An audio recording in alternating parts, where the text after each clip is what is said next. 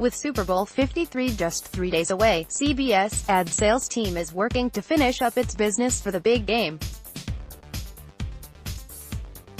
The network, which no longer declares a sellout ahead of the Super Bowl, has been working with half a dozen clients this week through several different scenarios, including potentially extending their spots from 30 seconds to 45 or 60 seconds. Other clients, who are unsure of the creative strength of their spots, are considering reducing the length of their spots, according to sources familiar with the network's Super Bowl ad sales. 3 weeks ago, Joanne Ross, President and Chief Advertising Revenue Officer for CBS, said that Super Bowl inventory was over 90% sold, and that the title sponsors had been secured for each pre- and post-game hour, as her team approaches the finish line for the Feb. 3 game in Atlanta. "I'm very happy with where we are," Ross told Adweek earlier this week.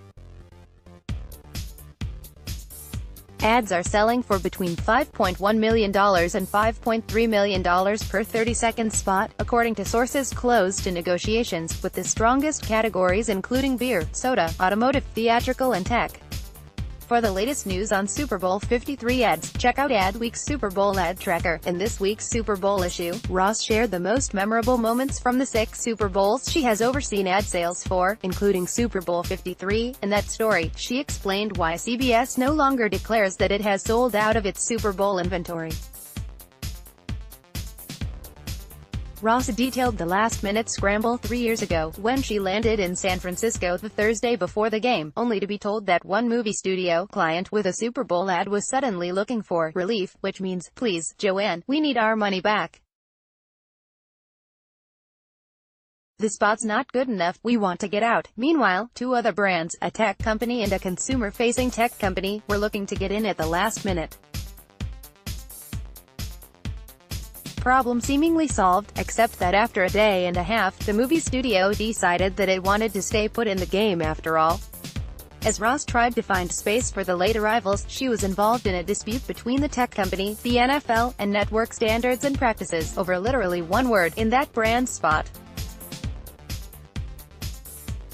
Ross and her team worked feverishly at the hotel from Thursday through Sunday morning. "We had to do some more horse trading within the pre-game and the post-game.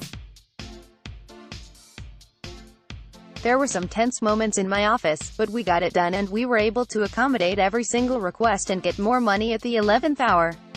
So it worked out really great," said Ross, who didn't get everything squared away until less than 24 hours before kickoff. "That's why we say we're never sold out." Earlier this month, acting CBS CEO Joe Ianniello said his company will generate hundreds and hundreds and hundreds of millions of dollars in that single day, with the lion's share coming from ad sales. "There's nothing that brings the whole company together like the Super Bowl," he added.